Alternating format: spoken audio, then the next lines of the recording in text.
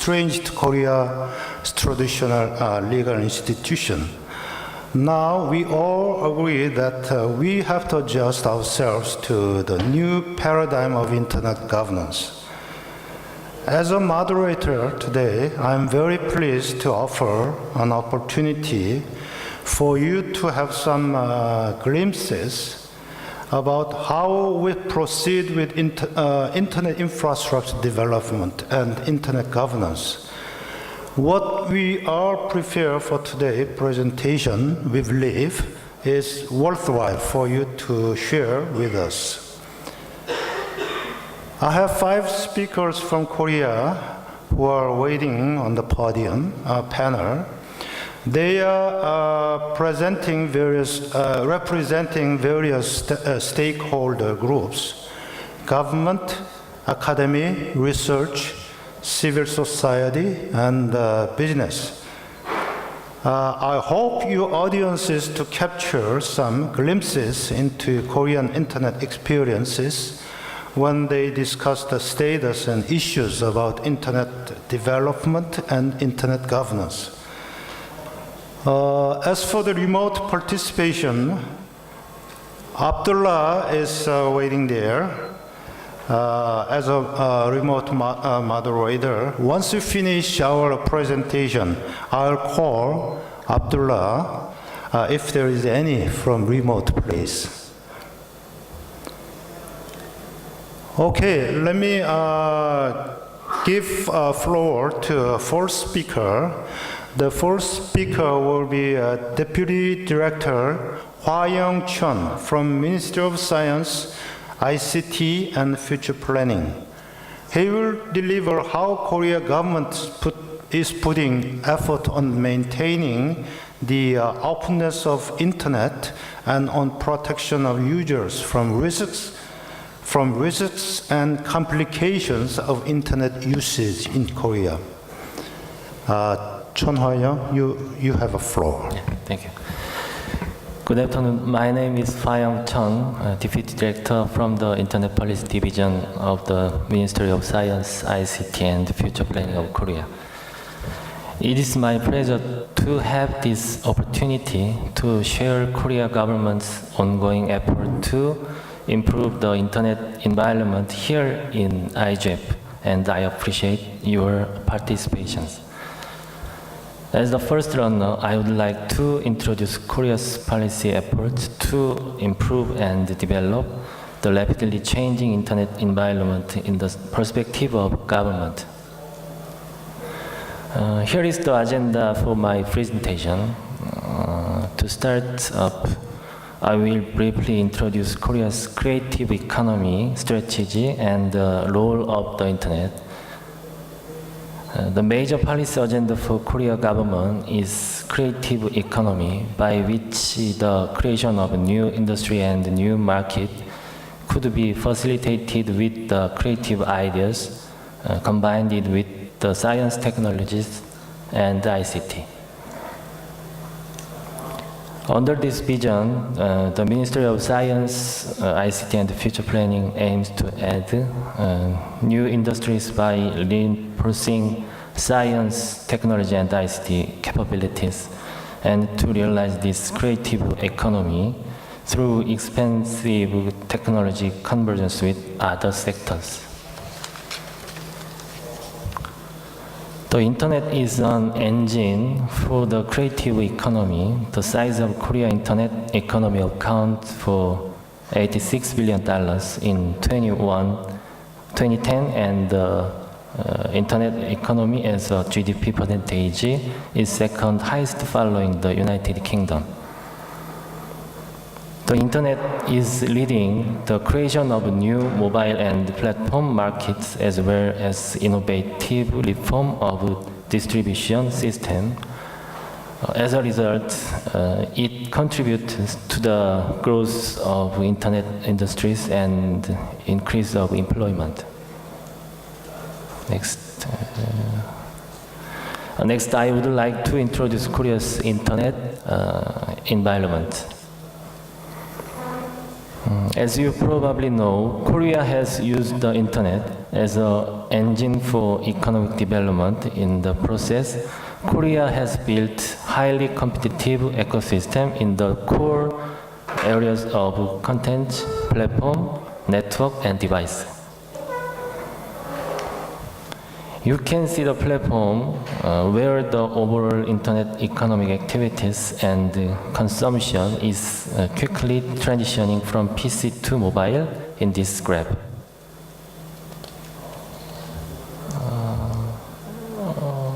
Slide 10. Also, it is prospected that the wired network traffic will increase twofold, and the wireless network traffic will increase 16 times from 2012 to 2017. In this fast developing internet environment, the problem also arises. I categorize the source of the problems into 4 types. The advancement of network infrastructure, effectiveness of internet regulation, internet usage environment, and sound information culture. Finally, I would like to introduce the current direction of Korea's internet policy. First, we are promoting several policies to expand it and enhance the network infrastructure. The Korea government is pushing ahead the world's first giga internet through establishing the public Wi-Fi zone with the cooperation with telecom operator and public facilitators. We also provide education for mobile advertisement specialists to further promote mobile service. Additionally, we strengthened the institutional basis and human capacity development for Internet of Things, big data, and cloud computing as the 3 innovative internet markets. Secondly, we are trying to improve the internet regulations by really hear about the opinion from the general public. We are reforming our regulations in 3 key areas: electronic commerce, new convergence market, and the living economy.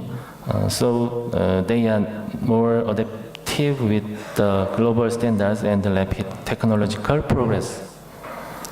For the better online commerce environment, we are in the process of abolishing unnecessary regulations and limit distribution products or complicate the payment procedure. To create new added values and future drivers for growth, we are making effort to reduce overlapping regulation between ministers as well. Also, we are trying to minimize the inconvenience of citizens and reduce the cost of people by reforming outdated regulation to enhance national economy. Thirdly, we are trying to reduce the number of non-standard plugins and increase the usage of multi-browsing and the next generation web standards to establish open web usage environment regardless of user's browser, device or platform. Lastly, we have set 4 specific objectives to promote the sound internet environment. First, fostering information security in this industry. Second, enhance the protection of mobile service users. Third, improving the internet search service. And fourth, reducing the negative consequences. To foster information security industry market, the Korea government strengthened the cybersecurity incident prevention system and expanded the establishment of information security safety network for businesses. We have also presented guidelines for free-loaded smartphone applications in the January to advance phone bill service and improve the free-loaded mobile applications. Additionally, the Korean government keeps trying to enhance transparency and fairness of internet search service by introducing the guideline to improve internet search engine in October last year. Finally, we have expanded the education to prevent adverse effects of informatization and to raise people's awareness on the digital space. Also, we are supporting to enhance the internet accessibility for those who are underrepresented in our society. So far, I introduced Korea's dynamic policy effort to achieve better internet ecosystem. I hope you enjoy our session, and thank you for your attention. Thank you, Hwa-young Chan. He was talked about the Korean internet usage and risks and complications. Second speaker is going to be a senior researcher, Jung-min Lee, from Korea Internet and Security Agency. What she is going to speak is about today is about IPv6, deploying status and seeking a way forward. Jung-min Lee, you have floor. Good afternoon. Thank you for coming to Korean Government and KISA Open Forum. I'm Jung-min Lee from Korea Internet and Security Agency. I'd like to present IPv6 expansion roadmap of Korea. This is table of content. First, I'd like to give you an update about our IPv6 readiness. As of August 2014, Korea was ranked number 9 in the world in terms of obtained IPv6, following the USA, China, Germany, Japan, and the other countries. The preparation rate for the backbone network was 92%, 65% for the subscriber network, and 60% for the public network. In August 2013, Korean mobile operator LG U+ launched its IPv6-based voice-over LTE service. But the actual services for contents, data, and websites are not yet to be provided. About 70% of domestic companies' network equipment, such as routers, support IPv6. But only 15% of the information security products support IPv6, which is very low. And about 68% of Korean PCs and smartphones support IPv6. The Korean government established its first IPv6 transition plan in 2004. The plan was modified in 2007, then modified again in 2010. However, the commercialization of IPv6-based services has been very poor, and Koreans are not yet using IPv6 very much. We think that we will be unable to expand existing services and handle newly created demand without switching to IPv6. So we established a strategic roadmap to expand the IPv6 to encompass the entirety of the network, including all fixed and mobile entities.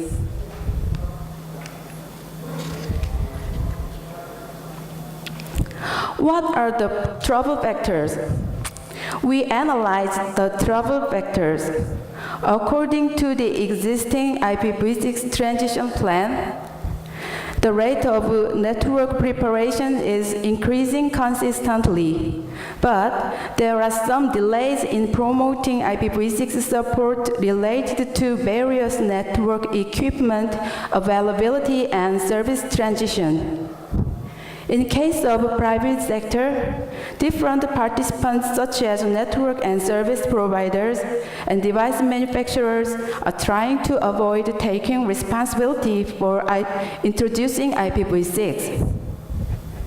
As there exists the burden of investment costs, such as equipment replacement and software updates, they are reluctant to introduce IPv6. In case of public sector, for network equipment, IPv6 service has been mandatorily required since 2008. But websites have not been mandated to do so. So there has been a delay in the IPv6 service. Many companies concerned over security vulnerability of IPv6 and the absence of service models. And there is a lack of specialists and absence of successful cases of transition. This is our IPv6 expansion roadmap, which was established in 2014. For this roadmap, we organized and operated IPv6 Transition Strategic Discussion Board to discuss the political tasks and issues surrounding introduction of IPv6. In 2013, KISA and the Korean government have established an IPv6 task force, which was comprised of 30 experts from various fields and held more than 30 meetings for this IPv6 roadmap.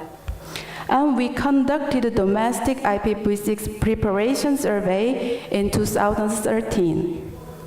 At the same time, we attended IPv6-related international meetings such as APNIC and IETF to share the current states of the country and to grasp the international trend. Let me give you a brief explanation of the roadmap. Our goals are 100% implementation of main IPv6 infrastructure. For example, 100 implementation of a backbone network by 2014 and 100 implementation of a subscriber network by 2017, and launch of first commercial service for wireless and wired internet and website in 2014. The key tasks are expanding the IPv6 infrastructure and services, IPv6 equipment and service development, IPv6 transition promotion and user environment creation. Execution schedule is as follows. From 2014 to 2017 is the expansion period. And from 2018 to 2022 is the maturation period.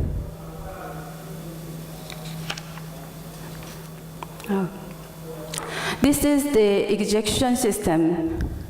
To discuss the political tasks and issues surrounding introduction of IPv6, the government and industry, academic, research experts are invited to the IPv6 Transition Strategic Discussion Board. This is recent activities. First, we revised the special tax treatment for tax deduction on IPv6 equipment on March 2014. A certain portion of the cost of purchasing IPv6 equipment should be tax deductible to reduce the burden of any company introducing IPv6. Second, we are processing mandatory introduction of IPv6 by the government and public organizations.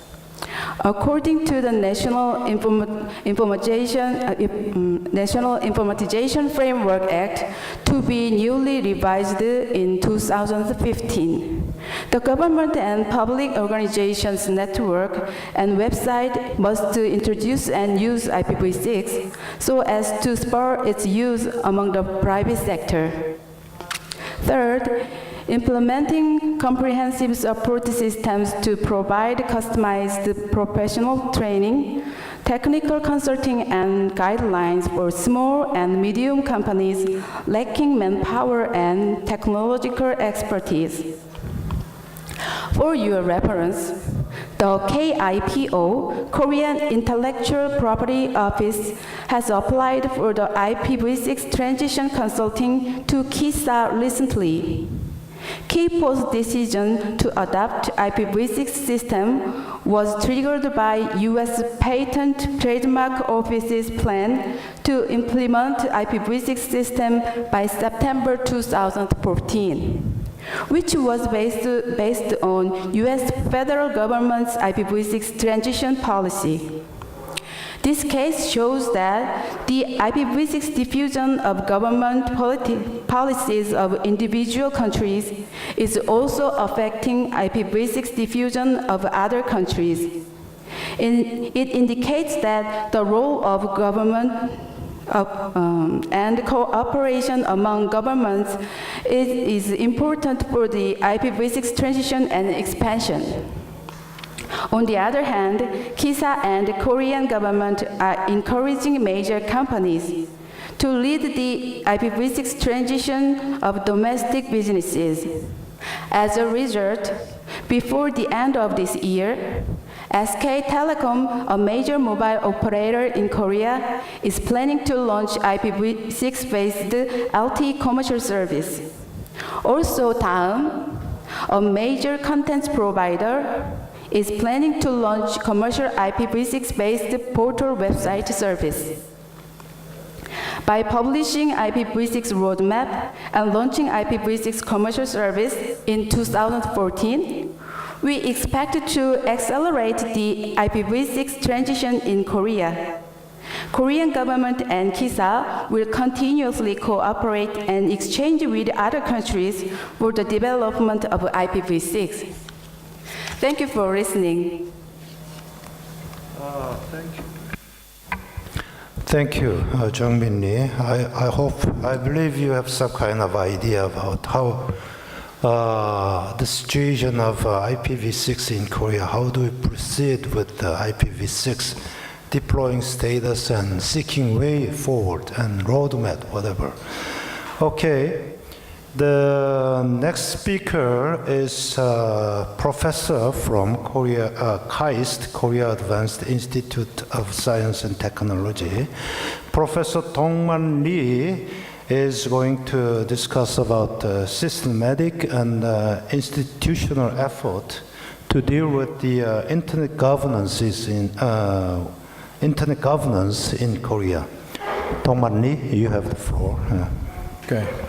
Thank you for the kind introduction, Chairperson.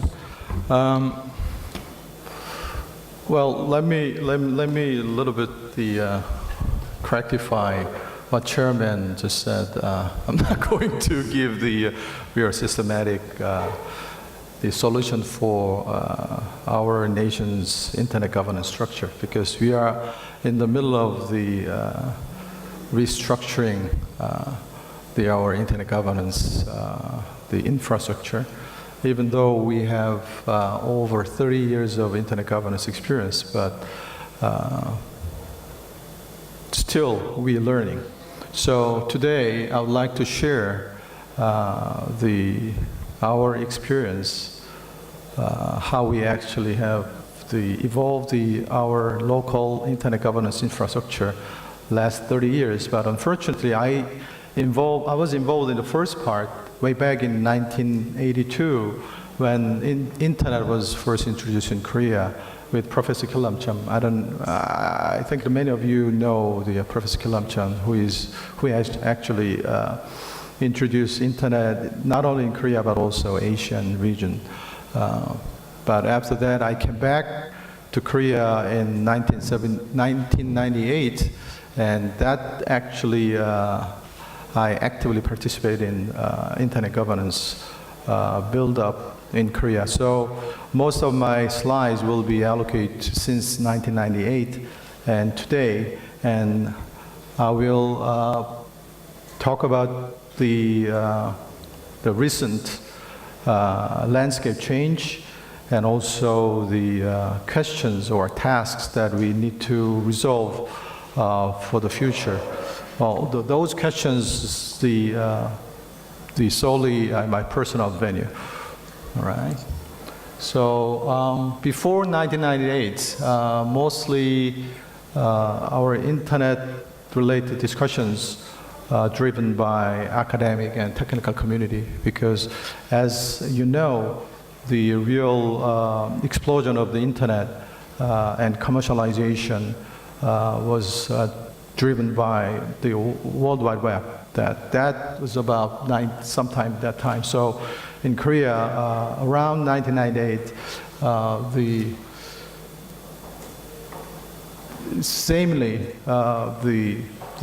the commercialization of the internet was really exploded. So that 1998, as you may remember, that was the time the ICANN was formed. So in Korea, Professor Kelam-Chen and many people actually gathered together, tried to accommodate the similar internet governance infrastructure into Korea. So we had the two-level structure. It's a high-level committee and the actual technical committee. We call the name and number committee and name committee. So the name committee mostly focused on the domain name, second level and third level domain name, the structure and IP addressing scheme. And at that time, we first actually tried to build the community-driven multi-stakeholder participation. So as you can see, it doesn't work. The academia, technical, business, civil society, and the government. But the government that time, that time was the KIAN League, and now it's called KISA. And also even though it's not perfect, but we try to elect the members from community based on consensus. So, and every meeting was very open and public, even though at that time still we had a difficulty to publicize through the web page. But still, every single topic and issue we discuss among the members, so it's truly bottom-up policy development. But yet, unlike today, the majority of discussions were focused on the domain names and IPv6 deployment. And after that, 2004, if I remember correctly, the 2004 is right? Regulation, Internet Address Resource Regulation. It's 2004 or 2006? 2004, right? Right, that time is a kind of second phase. The Korean government decided to regulate the internet address, the policy, because I believe that the Korean government thought the internet now at that time became public resource. So the government had some right to coordinate between users and the industry in fair manner. But at the time, well, I think it is in some sense it's a good decision, but at the same time, our internet governance structure has changed completely. So as I showed in the previous slide, it was community-driven. Now it became the government-driven multi-stakeholder model. So that time, the high-level committee is called the Policy Internet Address Policy Review Committee. Currently, I'm chair of that review committee, but members of that committee still is elected by, even though there's some suggestion from the community, but it's elected by the government. which is simply based on the government regulation. And we formed the 2009, there's Internet Governance Association. It's called now, later it's called Internet Governance Alliance. Now it's called with a different name. But anyway, the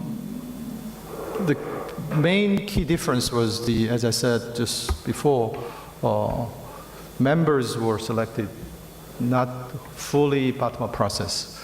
And that period, we had continuously struggled with that thing. Today, I don't know how many of you actually attended this morning's the Internet Governance Evolution session. One of the mostly mentioned words was openness. And we tried to make our meetings and all the documents as open as possible, but it was quite difficult because some, the sensitive documents or the wordings, government was really concerned, so we had to have some compromise between our side and the government side. And as you may easily imagine, the decision sometimes is very top-down, sometimes bottom-up. But its good point over there is issues we discussed not only just domain names, but also expanded to businesses and regulations. But the activity is relatively low. And as many of you already know, this April we had some seminal the movement. It's called Net Mundial. I was a member of the executive multi-stakeholder committee, and I learned quite a lot. One of the things that I actually learned, which I think is very important, is the internet governance capacity building is not coming from the nowhere. It's actually should build based on the national and regional level internet governance capacity building. The national level internet governance now gets more important than before. So I think the Korean government also realized that. So it's tried to strengthen the Korean government, not Korean government, Korean internet governance infrastructure. So through last 15 years, we learned the two different models, community-driven versus government-driven. We need to have some compromise. And also, internet governance issues are not limited within the technical issues, such as domain names and the IP addresses allocation. I've already mentioned that. So now, since June, we started, along with the government, reinitiate the community-driven, multi-stakeholder reason. The multi-stakeholder-based internet governance infrastructure. And as many people mentioned throughout this IGF meetings, Brazil's CGIBL experience, we also try to reference because they harmonize the multi-stakeholder, the collaboration with the government regulation. So I think, and I believe we can learn many things from the Brazilian experience. So now, based on the new movement, I think there are four important tasks that we need to resolve. First one is capacity building. I've already mentioned more than one time how we actually balance the government involvement and pure multi-stakeholderism. I don't think the pure multi-stakeholderism is really working in environment like Korea. It's probably similar, same in the other Asian government, very government-driven policy development environment. We always need to keen involvement of the government. But yet, how we actually build the community with very open and democratic manner, instead of the government picking up the people.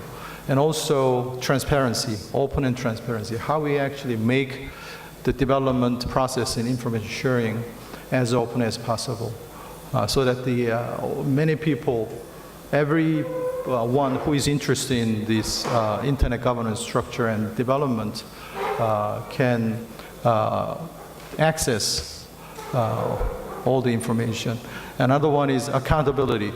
Many times, when we actually develop certain policy, government is very concerned about the final responsibility. But yet, now the internet policy itself is not just for the specific sector. It across the many stakeholders. So the responsibility should be shared across the community. But how and the what responsibility is required, then yet to be identified. And last one I would like to emphasize is the continuity of this internet governance discussion and collaboration. From time to time, based on last 15 years experience, we had some good trust time, and sometimes it's completely distrust. So like capacity building, the trust building across all the stakeholders is a very important thing that we need to build. Thank you very much. Thank you, Professor Lee. His chronological explanation about the institutional process which is being done in Korea. It's been very compact and very informative, I guess. The fourth speaker is civil activist Byung-il Oh from Jimbonet. Jimbonet is a civil NGO. Is it correct? Civil NGO, which is very active in fighting for consumers in Korea. And he's going to discuss on how Korea's citizens understand the internet governance and multi-stakeholderism. Okay, Byung-il Oh, you have the floor. Thank you. My name is Byung-il Oh. I'm an activist of Korean civil society. I'd like to thank Korean government and KISA for inviting me. I'm the person who have criticized ICT policy of government for a long time as a civil society activist. I'd like to share my view on internet governance of Korea. In general, I agree on the point of view of Dong-man Lee, previous speaker, but and I'd like to add a few words about the general internet governance and general ICT issues. I'm working for Korean Progressive Network Jimbonet, which is a civil society organization advocating human rights in information society. For example, freedom of speech in internet, right to privacy, and right to access right, and freedom, net neutrality. In doing our advocacy, we often criticize the ICT policy of government. Of course, to criticize the government is not the aim of our activity. What is important is to make a good policy based on the public interest and human rights. For that, we often submit our opinions to the government or National Assembly and organize public workshops or forums and conduct advocacy campaign and carry out demonstration as other civil society organizations do. But there is not much chances our voice to be heard or for us to communicate with the policymakers. As most governments do, Korean government also try to hear various opinions in the policymaking process. It has public hearings and sometimes make advisory committee, which includes experts and relevant stakeholders. Yet, in my view, present policymaking process has many limitations. First, public hearings are often very superficial. There are so many panels in very limited time. I fear it often it has been used only to justify certain policies. Second, no feedback. Government officials say that they will hear as many opinions as possible and seldom say their opinions. And in the end, we can't know which opinion would be adopted and why. Third, advisory committees are often very closed. Participants of advisory committee are usually chosen selectively by the government. In many cases, meetings and materials of advisory committee are not open to public. I don't mean Korean government officials have bad intentions. It's just a matter of practice in the policy making. With that, I expect the Mundial conference held in Sao Paulo in April could be an opportunity to make changes in the policy-making process in Korea. The Mundial multi-stakeholder statement recognized that there is a need to develop multi-stakeholder mechanism at the national level.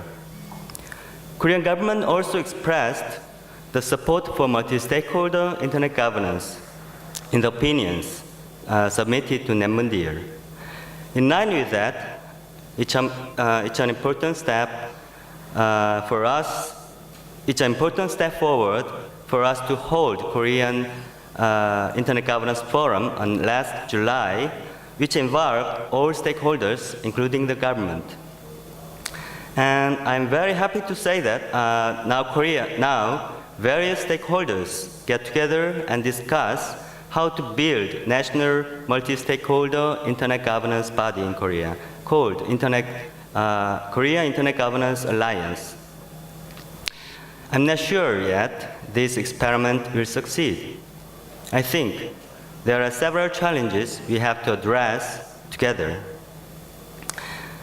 Internet Policy Department of Ministry of Science, ICT and Future Planning is involved in setting up the body, but Korean government in general, for example, other ministries, lacks the recognition of multi-stakeholder model. Many other ministries are also dealing with internet-related public policy, so Internet Policy Department has to make an effort to persuade other government officials to recognize the meaning and importance of the multi-stakeholder internet governance. Sometimes the agendas, which are very uncomfortable to the government, could be discussed in the body. We have to see that Korean government accepts such agendas as well as those proposed by the government. Korean multi-stakeholder governance body we are setting up now has not yet legal ground like CGIBR of Brazil. We have to address many questions, whether it's necessary to have legal ground, how to make more stakeholders to be involved actively in the body, how to ensure financial stability, and so on. Lastly, I'd like to emphasize that KIGA should not be a mere discussion forum, but a body which produces concrete outcomes which can be reflected in the ICT policy. I hope I can share more advancement on national multi-stakeholder governance model in next IGF. Thank you. Thank you, Mr. Byung-il Ho. And the fifth speaker, the last speaker, is General Manager from Daum Communication. Daum Communication is one of the leading internet portal, internet companies in Korea. And Mr. Hyunjae Lee is discussing the Korean business experiences in offering internet services in terms of user protection and new service provisioning. Mr. Hyunjae Lee, please, you have the floor. Thank you. Good afternoon. Thank you for being with us. I'm Hyunjae, work for Daum Communication. It is a great honor for me to deliver this presentation today. The object of this presentation will be to give you an overview on market dynamic of Korean internet industry and our effort. This slide is showing the history of Korean internet service, which began in 1994. By 2000, online community service became widely used service that almost all Korean users used in daily lives. Daum was the first to offer free webmail service, online community service, and online news service, mobile map service. We got 38 million users in Korea. In Korea, there are two big local players, Daum and Naver. These two players' market share are 97% in Korea. Google is only 3% market share. Why local players are stronger? We think there are a few very clear reasons. In other words, unique and localized service. Proprietary content, search results, and highly sophisticated internet service for Korean users. Next, I will introduce you through some characteristics of Korean internet and portal service. As you know, we have the swiftest average broadband speed of around 22 megabits per second. And our government announced that it will upgrade the country wireless network to 5G by 2020 year. It's making downloads about 1,000 speedier than now. Rates of internet penetration are among the highest in the world. In spite of high-speed internet service, partly used by people in bad ways, there are cases involving personal information leakage, defamation, libel of slander. Now, I will introduce private sector's effort to make a good use of internet in Korea. Accessibility. The value of internet is in openness and sharing of information. Internet started believing that the more people share, the better this world would be. Changing perception of all people, not many, must be able to access information regardless of time and space, technology and situation. Web standard reference page was opened on March 11, sharing web and mobile accessibility guide. Openness. Daum and Naver started providing open application program interface. Use of open API has increased more than 300% annually. It handles 230 million calls monthly. We have started to share the service through building partnership with small and medium-sized enterprises. The concept of peaceful world is a place in which all kinds of ideas can exist in harmony. We provide a wide spectrum of information through various facets, widening the windows of communications between people and organizations. In order to allow individuality and uniqueness flourish, our service must be fair and neutral. This is a core element in earning our user trust. Internet portal media has become one of the most frequently used platforms which people use for news articles and information. Therefore, we are devoted to creating upgraded services which users can access many broadcasters and newspaper articles and information at a glance. Provide free and fair space for press release and promote users' various right to know and choice diversity. There are no safe areas in cyberspace anymore. Even internet service provided by broadcasting and financial companies were disrupted by cyber attacks. And the importance of information protection is increasing every day as efforts to steal private information are becoming more diverse. Under this circumstance, we will concentrate our effort to provide a safer service to our customer base on trust by minimizing the possibility of information leakage, as well as by quickly detecting and appropriately responding to cyber attacks. We are committed to creating a safe internet operating environment for everyone.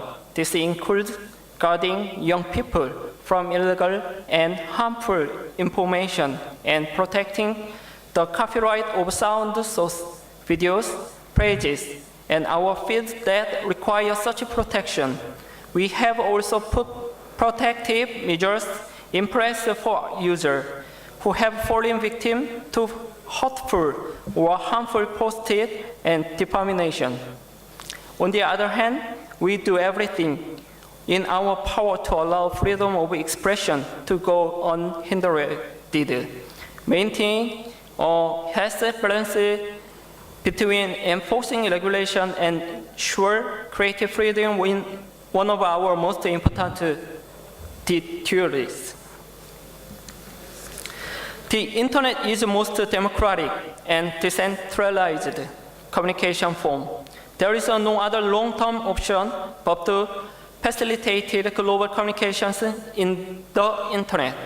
It's obvious that the internet governance should not undermine this globality of the internet and should regard diversity as one of the characteristics of the internet.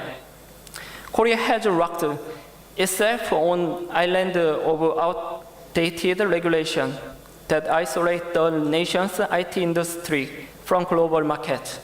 So much so that Korea has often been called the Galapagos Island of the IT world. So the intervention of government of regulatory body should be minimized and be made only as part of complementary effort, such as the introduction of the law enforcement system designed to hold people accountable for their action on the internet. Thank you for your listening. Thank you, Hyun-jae Lee. It has been raising some issues, regulating issues we are experiencing in Korea. Anyway, the 5 speakers from Korea, they finished their presentation. So now I'd like to take questions from the floor. Initially, I'd like to take 3 questions from floor. If there is any question, please raise your hand. I'll take. Over there. Yeah. Okay, you start. Yeah. Okay, turn it on and speak.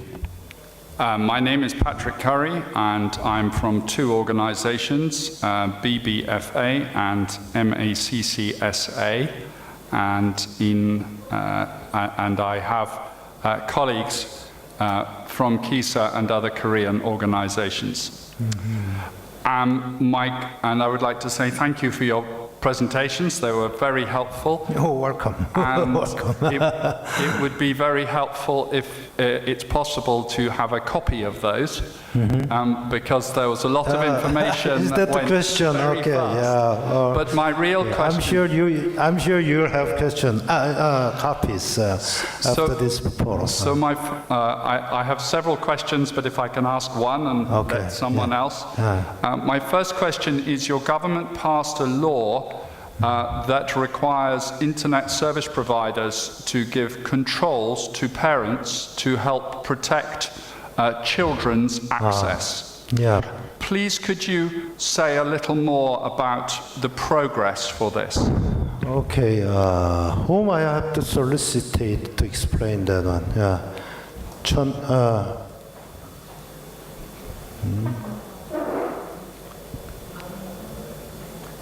게임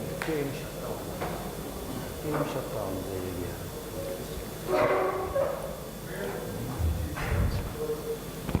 In Incheon.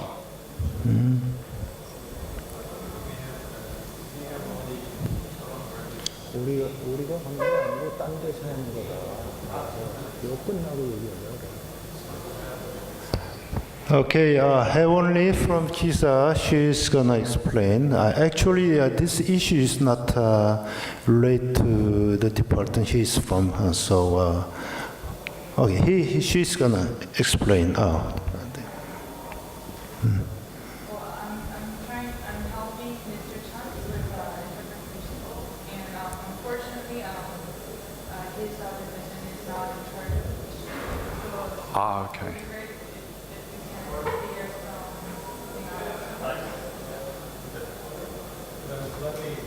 So why don't you meet face-to-face meeting with her after this forum? She's gonna Okay. give you some explanation. Yeah. Let me answer a little bit, because I'm not working for Korean government, but if I understand you correctly, you're asking whether Korean government has regulated the internet access of under the certain age, right, by the right. So Professor Yoon, I'm involved in ISO, International Standards Organization, and there is currently a study period on age verification which was initiated by Korea. And the basis for that was described as a change in Korean law. So I'm sorry if I'm not trying to create trouble, that's not my point, but whether it was a law, whether it was a regulation, it doesn't matter. What I'm interested to know is, as your internet governance moves forward and you are doing child protection, what changes you are seeing here to help give parents the ability to protect their children?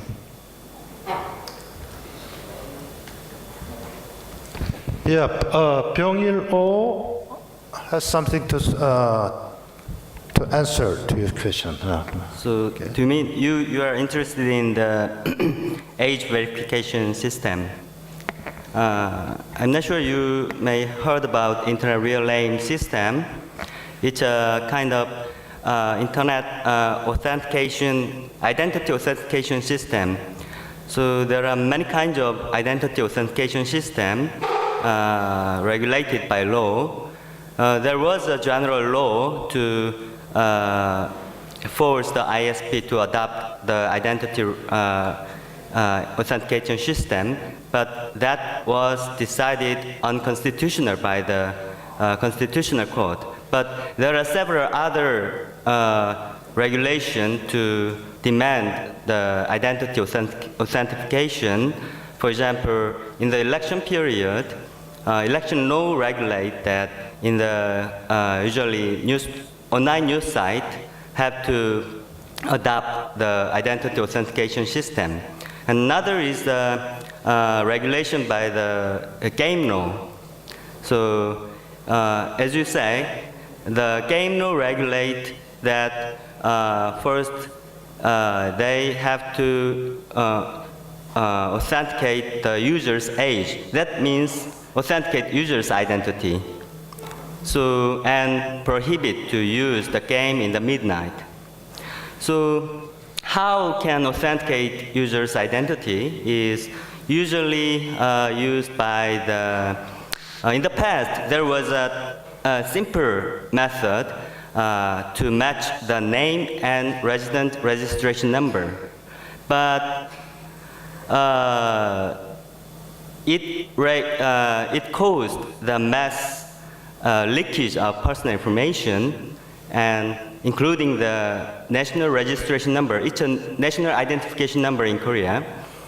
So that method is prohibited, but other method is used. One is, most popular method is to use the mobile phone verification. So most of Koreans have their mobile phone number, even youth.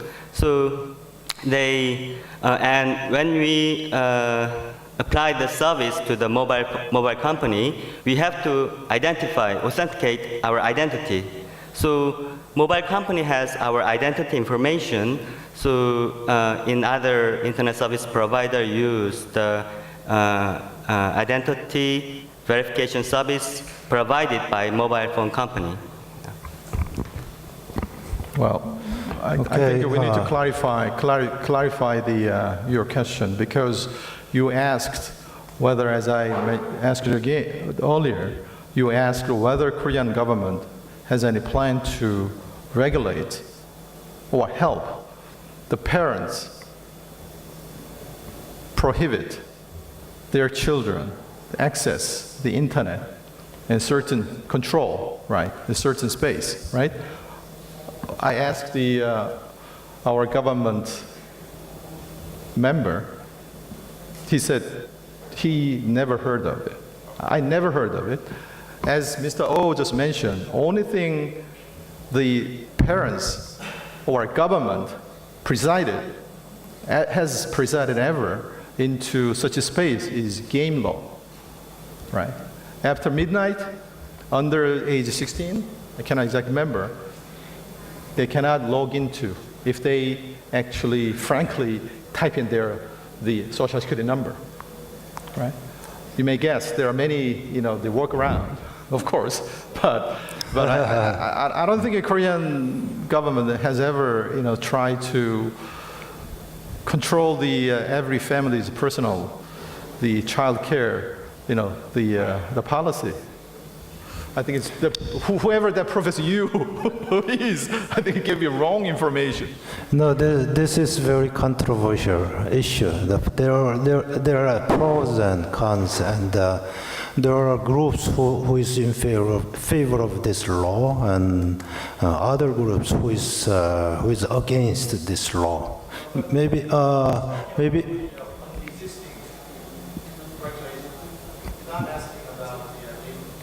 Oh, I see. Okay. Okay, is it so? Okay, that's it. Okay, yeah. Then can I take an next question from the floor then?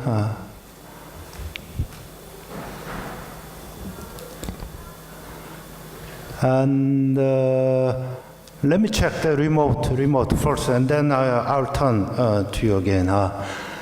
Abdullah, is there any cues from remote? Yeah. Yes, there is. Hello everybody, this is Krejo Andra from India. We recently formulated into new AP. We are in process of creating state-wide fiber to every home. This was announced by our government. We want Korea also part of partnership with us. I came to know about your new broad plan. Our plan is to connect 40 million people.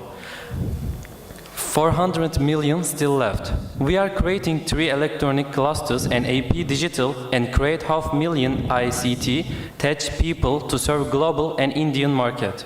So we can collaborate with Korea IG Forum and internet and electronic industries to create Korea and digital AP partnership and share on IG.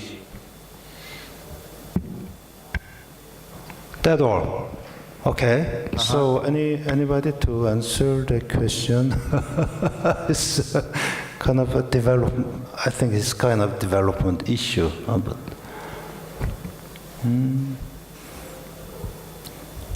who's Chun Hwa-young? You answer. I'm sorry. I'm sorry. I'm speaking Korean. Yeah, he speaks in Korean. You interpret. Okay. Yeah.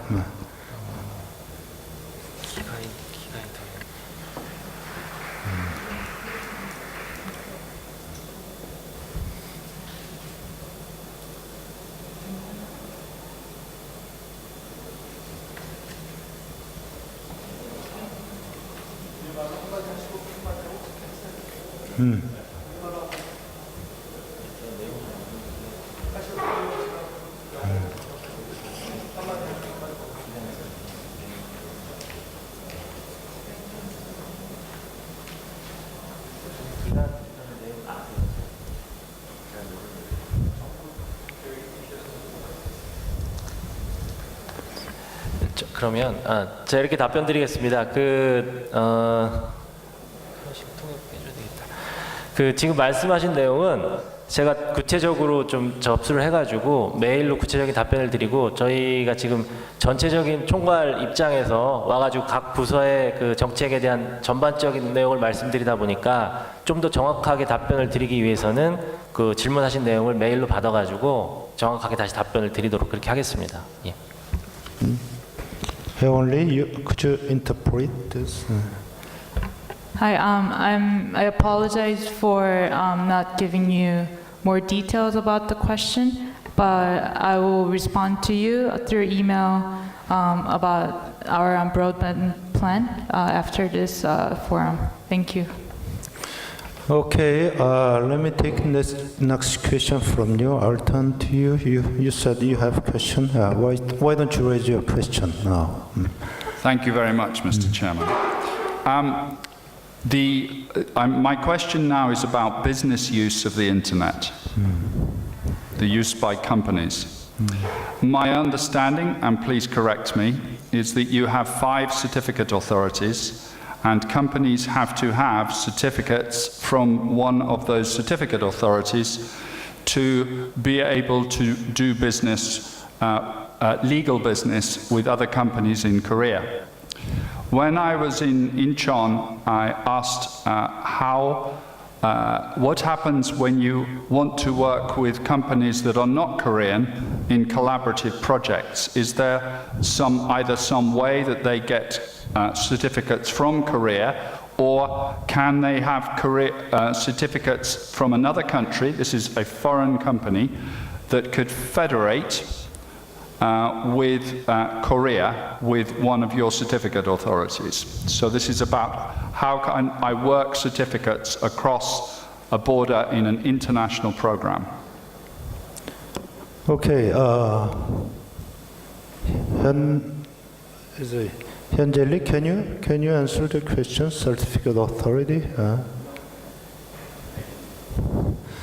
Actually, the certificate issue is about the financial institution related with the financial issue. Okay. But we don't have any speaker from financial department or financial agencies. So anybody who can answer that? Again, Byung-il, he has something to. ICT industry, for the ICT company, the certificate for the ICT company, do you mean? It would be for any company that is Any company. having to support legal transactions, so signing contracts, to support encryption for intellectual property, those kinds of problems. I'm sorry. I give you a specific example. For aerospace and defense, internationally we use certificates in big supply chains like Boeing, Airbus, and so on. And I know that Korea is involved in the 380 construction, for example. For the Dreamliner construction. And so the use of credentials there is of interest to know how that federation would work with a Korean authority that's issuing legal credentials in Korea.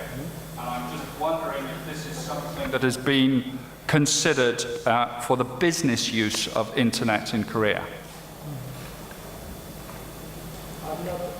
Very knowledgeable about this issue, but we have a law which is called digital signature law, and that is made by the Ministry of Information Technology long before, about 10 years ago. He's from that department. But each transaction related with digital signature law is controlled, managed by Ministry of Commerce and Trade. So we don't have any speaker from Ministry of Trade and Commerce. Why don't you raise question and leave the memo to him, and maybe he will give you the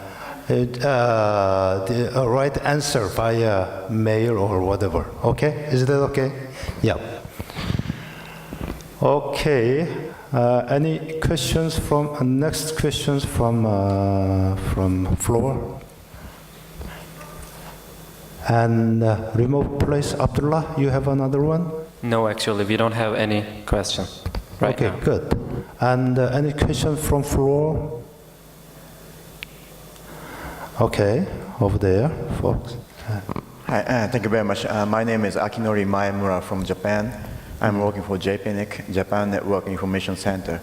Thank you very much for your presentation, and I'm really interested in earlier part of the forum, multi-stakeholder forum for the internet governance issue in Korea. And my understanding, if I understood correctly, you are now forming multi-stakeholder body for discussion of the issues, and then make some consensus position which may influence the national internet policies. Actually, we at JPNIC now doing some effort to establish such a forum where the internet governance issues are discussed in the wider stakeholders. But my problem in this effort is to gain a lot of interest or awareness to the internet policies. If you had any problem and really difficult point to gather such a awareness or interest, I'd like to hear. Thank you. So this maybe goes to again Chun Ha-young. So can you answer the question? You speak Korean and you interpret. Yeah. Dongman Lee, are you ready? Okay. Sure. Yeah. Professor Dongman Lee is gonna answer to your question. Akinori, thank you for a very important question. Well, first answer is we're still learning, right? And as you said, probably similar to Japan situation. In Korea, majority of people are most interested in the technical issues, just like domain names, IPv6 address allocation. But recently, civil society people and also the business people now realize the internet governance as a whole is very important for their own interest domain. So last several years, government also conducted some public hearing thing. Also, civil society and business people, they formed the study group, and they also have some open meeting. And so we don't have any complete system, but as a matter of fact, both of us actually participated in the Net Mundial, the event was quite the promoting the people's interest in internet governance. So as I mentioned earlier, national level internet governance infrastructure build-up, so-called capacity building, became very much important to local people. So similarly, you may want to actually publicize and translate the result of the Net Mundial outcome into your local language, and invite people, have the workshop or public hearings, and then you may be able to increase the people's interest and participation. Thank you. Thank you. When it's come to the internet governance, I think there are many things for us to share in Japanese and Korean. The multi-stakeholderism or bottom-up decision making, that is kind of something very strange legal system or institutional system for us who are living in Oriental system in which the government has been taking kind of leadership in all kind of decision making. So as he said, we are kind of in a learning stage, learning process, whatever. So okay, why don't we get together frequently to discuss about this kind of issue? Japan and Korea, we have too many things to share. Thank you very much. I'm really happy to share the experience and the strategy and the possible solution. Although we have maybe the different circumstances, but that's really good for us. Thank you. Okay, thank you. And any questions from the floor? You have another question? You look another question. No? Okay. Any questions? If there is no questions, let me wrap up now. Thank you for your participating and spending time with us. So if you have any questions, let us know. Then we'll get in touch with you via email or whatever. Okay, thank you very much, audiences.